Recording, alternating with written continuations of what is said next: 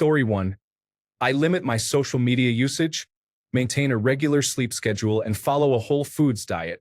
I also eliminated coffee and alcohol. Story 2. It might sound silly, but I have a two-comment rule when it comes to social media. I make a comment, you make a comment that inspires a reply, and I reply. If you comment on that reply, I ignore it. This helps me avoid arguing with unproductive individuals online. Story 3. Long walks can be very beneficial. Many people say that exercise is great, and I would add that regular walking, especially in forested areas, can significantly improve mental health. Story 4. Eating fewer sweets and smaller portions helped alleviate the bloating caused by excessive sugar. This uncomfortable feeling led me to eat more, trapping me in a cycle of feeling bad and attempting to eat my way out of it. Story 5. Medication. I was not against it, but I was unsure if it would help. After trying a few prescriptions and finding what works for me, I have never been better. Healthy relationships. This was truly a lifesaver. I did not know what a healthy relationship would look like, but once I experienced one, the support from my partner became essential. He inspires me to become a better person and supports me when I cannot fully help myself. Story 6. I stopped eating highly processed food. I was harming my pancreas, and the elevated sugar levels were causing inflammation of my nerve myelin, which was leading to severe depression and anxiety. Story 7. Realizing I can love without wanting any love back, and I am allowed to love anyone and anything for as long or as little as I want. Love is a choice, not an expectation. Cannot be traded, but can only be gifted. Most people in the world are in the business of trading love for love, but ever since I stopped engaging in this trade, I have had the most peaceful life I could imagine. Also, giving myself to pure honesty, no matter what perils it brings me, has improved the overall quality of my life. Being honest has created some trouble, but it all felt like necessary trouble that led to more peace eventually. On the other hand, trying to walk my words around people's feelings has only created more mistrust. If someone truly cannot accept you for who you are, the best you can do is walk away. Story 8. Anti-inflammatory, high-protein, plant-based diet. Addressing my vitamin D deficiency. Taking self-care seriously. Prioritizing sleep hygiene. Maintaining a consistent and sustainable exercise routine. And food preparation. Enjoying dinosaur time, when I eat fistfuls of mixed greens every morning, along with powdered greens mixed with amino acids, electrolytes, and collagen peptides. My vitamin stack includes essential nutrients. Maintaining grooming and body care while keeping personal spaces reasonably clean. Caring for my cats. Expanding my knowledge base through education and podcasts. Having a job that provides socialization and a sense of purpose. Valuing the care I receive from my roommates and the care I give in return. Establishing a routine. Limiting screen time and exposure to social media. Avoiding comparisons with others and appreciating what I have instead of worrying about what I lack. Planning for the future without excessive worry. Having dreams and long-term goals. Getting daily sunlight. Calling my parent more often. Attending therapy. My mental health journey has been a decade-long endeavor. The pursuit of contentment never ends. I addressed my post-COVID brain fog intentionally and long-term dysthymia serendipitously with a mild antidepressant after exhausting all other options for 2 years. It was an invaluable choice, and I wish I had tried it sooner. Story 9. I got rid of my ex, started exercising, waking up earlier, eating healthier, and socializing more. Most of the time, my mental health struggles are caused by something external that I don't realize affects my well-being. Story 10. Having children and pets is significant. Having others who depend on you helps reduce overthinking. Understanding yourself is important, but overanalyzing is not. Caring for others is very beneficial. Story 11. Having the security to pay my bills and being in a position to not be beholden to so many people. I miss it. Story 12. Having children, as strange as it may sound, brings me immense hope and joy. They help me forget my past trauma and look forward to the future. Work also feels more bearable when I know that my earnings will support them. Story 13. Talking to a dietitian. not one that promotes quick fixes, but someone who emphasizes a long-term philosophy of creating sustainable habits for many years. In my first meeting with her, I thought I would need to weigh myself and purge all bad food from my house. Instead, we did neither. My homework for the week was to note my moods and thoughts about what I was eating. I realized that I was often harsh on myself, which is connected to a lot of other issues. I began doing deep reflection work with her and my therapist, and for months later, I no longer recognize who I used to be, in the best possible way. And I never stepped on a scale. Story 14. I am working on giving myself grace. We are often hard on ourselves. I genuinely remind myself several times a week to give myself grace. Story 15. Sleeping separately from my wife has been beneficial for both of us. We are happy in our marriage and still have an active bedroom life, but sleeping apart has helped me catch up on rest and feel better overall. Story 16. Incoming terrible answer, but in all seriousness, I care less about my diet. I am physically active, and it turns out the happiness I get from eating food I actually enjoy outweighs any health benefits I was supposedly getting from eating baked chicken and broccoli every day. Story 17. Uncle Iroh said, "Pride is not the opposite of shame, but its source. True humility is the only antidote to shame." Story 18. Magic mushrooms. If used the right way, they can heal your past traumas. I know it sounds too good to be true. Story 19. I stopped obsessing over politics and letting it take over my life. I experience much less stress now and have more mental space for things that genuinely make me feel good. Story 20. I used positive affirmations to change my perspective on the world, and my life has improved significantly as a result. Story 21. Spending time focusing on my own passions and interests instead of pleasing others. It is important to prioritize oneself. Story 22. I am a 48-year-old married father of two. I have lived with anxiety and depression for most of my adult life. It is now managed, and I can see a future where it's reduced even further. Regarding how I've improved over the years, I'll split it into two sections. The first is a well-worn path, but it works. The second is an embarrassing realization. Section 1. The proven methods. Admitting that I had a problem. This came when I was around 45. I recognized that feeling constantly empty, tearful, and hopeless wasn't sustainable. Seeking professional help, which resulted in the following. Medication helped alleviate the most intense feelings and allowed me to gain emotional stability. Therapy has been a core part of my recovery. I have learned my core values and how to live by them, which makes me feel completely myself. I have also been able to understand, identify, and manage destructive thought processes, which requires effort and perseverance. Section 2. Realizations. I stopped drinking alcohol. I would regularly drink until I had a hangover the next day, usually on weekends. I admitted to myself that I was trying to drink my way to happiness. Since I've stopped drinking, it genuinely feels like I'm playing life on easy mode. So that's me. I'm a different person than I was 5 years ago. I would recommend this journey to anyone. Story 23. Reading nonfiction books, especially Man's Search for Meaning by Viktor Frankl.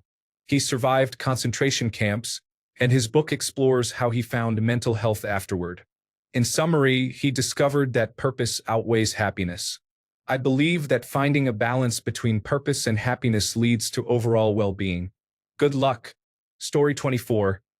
Kids are now old enough that my wife and I can take walks with the dog, have dinner together, and go grocery shopping. We cherish these quiet moments and the time we spend with each other. Story 25. I deleted Facebook, Instagram, and Snapchat. I quit smoking marijuana, improved my diet, and started exercising. Story 26. I have unfollowed famous people, influencers, and content creators on Instagram. Now, the only accounts I follow are people I know or small businesses I support. My Instagram is back to being casual, and I love it. Story 27. Many things can improve mental health, including exercise, practicing gratitude, and building connections.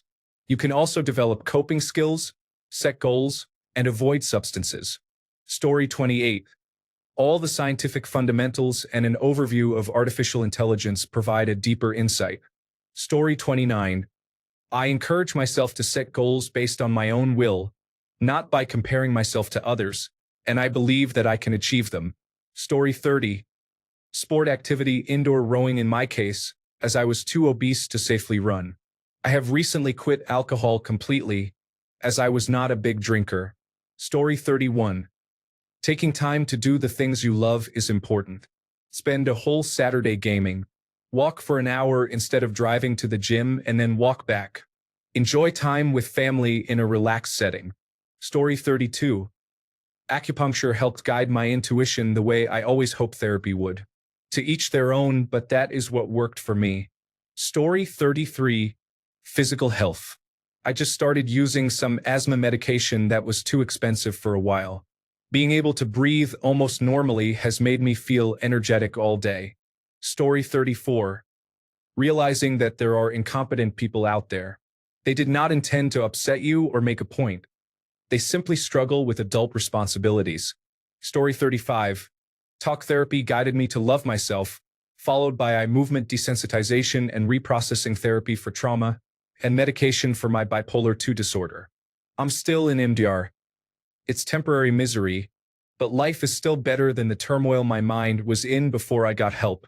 Story 36. Writing poetry, reading books, and exploring spirituality are important to me. I cherish spending quality time with genuine, loving friends and family. Regular exercise, staying hydrated, and eating real food with natural ingredients are essential. I limit processed foods and practice meditation. I am mindful of my media consumption, focusing on content that serves or inspires me. I prioritize deep breathing and developing a healthy relationship with the present moment, while recognizing the limited nature of mere thoughts. My cats bring joy to my life.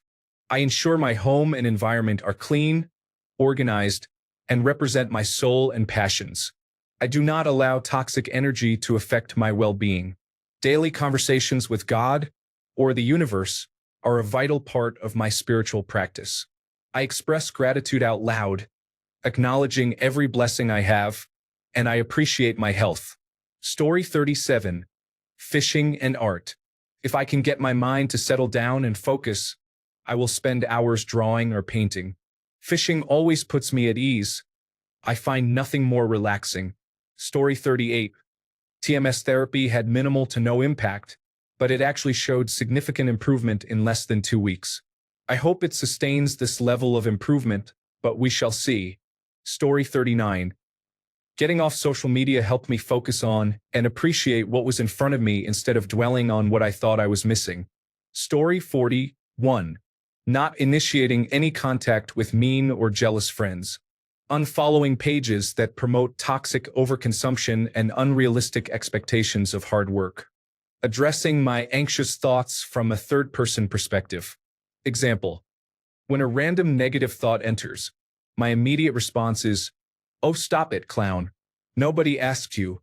When a negative thought tells me not to do something, I respond, "Haha. Now I will do it even if I feel lazy or bored." 4.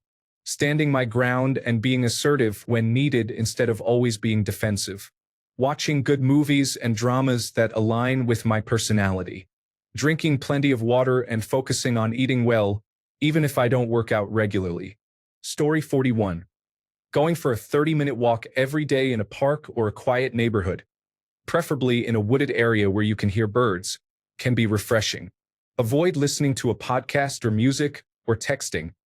Just focus on walking, breathing, and being a living person on this planet. It fosters a sense of connection to something bigger. All the things that seem so important fade away during those 30 minutes. You realize that stressing about work, money, relationships, and health won't change any outcomes. Taking that time gives you permission to understand that you can't control everything, and doing your best is all you can do when you are worried. Go for a walk and remember to greet the people you pass along the way. Story 42. I realized that I had some control over my mental state and that exercising was more beneficial for me than therapy and medication. None of them might have worked on their own, however.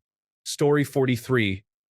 Setting concrete goals for what I want to achieve realistically in the short term has helped me build confidence, which is what I was lacking the most. Story 44. Buying a bicycle. I was 47 years old and weighed 320 pounds. Divorced, depressed, and rarely left my apartment. Now I'm 6 years older, have lost 100 pounds, am still divorced, slightly less depressed, and have my bike to help me get out of my apartment. Story 45.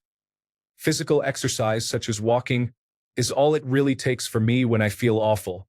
I have to constantly remind myself of this. Story 46. Exercising. I know it's old and tired. It's not a cure-all like people say it is. However, in terms of day-to-day regulation, it does help. Story 47. Progress. I make a list of things I want or need to accomplish for the month or week and try to check one item off at a time, which feels very rewarding. By the end of the week, I aim to complete my current list, and I feel like I want to celebrate in some way, but I'm not sure how. Story 48. Weirdly enough, I switched from primarily reading nonfiction to fiction and fantasy books. I had been reading nonfiction books to learn about myself and what makes me tick, such as The Body Keeps the Score and various books about trauma, ADHD, and autism. I was trying to fix or heal myself, but it only made my already overwhelming life more overwhelming. I picked up the A Court of Thorns and Roses series last summer because my sister recommended it. I've read more fantasy and fiction in the last year than I have since elementary school, and I feel much better mentally. Many of those books feature characters with elements of trauma and mental illness, like in the A Court of Thorns and Roses series or chronic illness, as seen in the Empyrean series. These characters overcome their struggles or work with them throughout the series, which I find far more inspiring than reading about such topics from an intellectual standpoint. Story 49. Going to the gym and listening to audiobooks is great for me. I am too busy to sit down and read, but listening to audiobooks puts me in a great mood. I get to escape to a different world, and it definitely helps with my depression. Story 50. Plants taught me patience. The plant grows at its own pace, and all I can do is nurture it. Gardening taught me to take time to enjoy my surroundings. I appreciate the peaceful moments I experience every morning while watering my gardens. Story 51. I took a vacation, and it rewired my brain. I hadn't slept through the night in about 5 years, but by the 5th night of the vacation, I was relaxed enough to sleep through. Like bodies, brains need proper rest. Story 52. Nighttime routine. I turn on my heater or fan, wash my face, apply skincare, and put my hair up in my bonnet. I have an alarm set for 11 o'clock, so I complete all these tasks before then and get in bed. Story 53. Sleep. Even when I'm always tired and feel like it's never enough, having good quality sleep helps me a lot. Story 54. Quitting drinking has made me feel clearer-headed and more balanced than I have in the past 3.5 years since I cut alcohol out of my life. Story 55. Becoming in touch with my feelings and learning how to be comfortable with them when alone helped me reduce my pain and find happiness in pursuing my interests. I learned the importance of enjoying my own company. This was beneficial for me as I had developed significant emotional dependency on having others around. The pandemic contributed positively to this growth. Story 56. Removing Facebook and Instagram from my phone helps me avoid scrolling through reels. My mind feels calmer and less frantic. Story 57. Truly taking accountability for my actions. It's not because of others or things that have happened. My problems are of my making. I like to call it getting a grip. Less self-pity. Less feeling sorry for myself. Just push forward and get on with it if that's what you want to do. Story 58. Strength training was never the kind of activity I envisioned for myself, but it is enjoyable and feels wonderful. Story 59. Journaling about the little things I do in life for myself outside of work and other stresses allows me to look back on fond memories. It grounds me and helps me focus on the positive aspects of life. Story 60. I am requesting a raise and a better position with a company I had amicably left years ago. I knew when I departed that I would be glad I never burned that bridge. Story 61. Going for a walk every day helped me get over my depression. It doesn't need to be anything special, just a little walk for 30 minutes, headphones, and some happy music. Story 62. I told myself to stop caring too much about anything. The only things I can comfortably say I care about are myself and basic things like family. Story 63. Rule of spending 40 minutes every day outside, no matter the weather or physical health condition, including flu days. Yesterday, I sat on a bench, and a puppy broke free from its leash and came to say hello. I haven't cuddled a dog in a long time. Story 64. Getting a dog has actually brought incredible improvement to our lives. Once I got our puppy, he is now 1 year old, and I wouldn't change a thing. Story 65. Becoming more outgoing and taking the initiative. Learning to express my frustrations instead of bottling them up. Actually going outside, exercising, eating healthier. Story 66. As I leave work, I make a phone call when I reach a particular intersection, whether it's to a friend, a relative, or my boyfriend. This action allows me to put work behind me and focus on the evening ahead. It helps me shake off the stress of work so I don't dwell on it. Story 67. Opening up to my partner and being completely honest about how I feel has really helped my mental health and our relationship. I have bipolar disorder and obsessive-compulsive disorder and used to try to hide it, but being upfront and direct has made a positive difference. Story 68. Self-reflection. I spent about 1.5 years at a job that allowed me ample time for self-reflection before landing my current position, which I enjoy. Even for just a few minutes a day, taking time to process and accept trauma, practice self-soothing, and move forward has positively changed my life. I have also found time to appreciate the simple things in life that we often take for granted, which has also been beneficial for me. Story 69. I have taken several steps to improve my life. I quit a toxic job during the pandemic, started training, deleted my Facebook and Instagram accounts, adopted a healthy diet, and engaged in good deeds. Even small actions can be highly beneficial. Story 70. Uninstalling all social media. Listening to classical music instead of podcasts and contemporary music. Making a conscious decision for less consumption and more inner peace. Story 71. Having a regular sleep schedule is important. I am still working on it, but it makes a significant difference in many aspects of my life. Story 72. Setting boundaries without guilt. Saying no felt scary at first, but it brought me a peace I didn't know I needed. Story 73. Anything related to self-care involves avoiding or cutting out toxic individuals. It is important to engage in activities that bring happiness, regardless of what others think or say. Story 74. Cutting toxic people out of my life and finding new friends and family has been important. Going no contact with my narcissistic mother was the best decision I have ever made. Story 75. Understanding mental health from a biopsychosocial perspective. Story 76.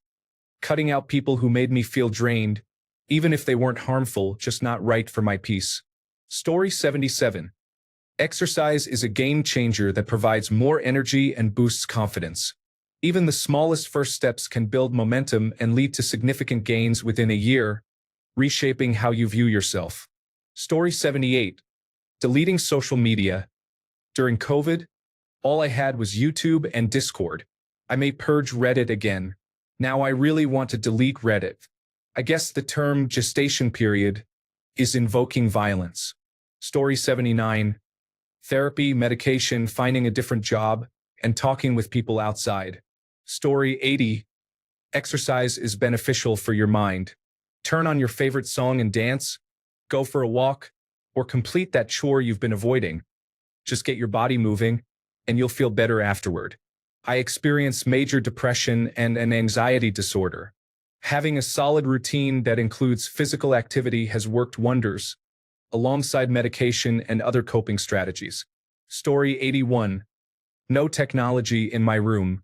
I don't even bring my phone in there.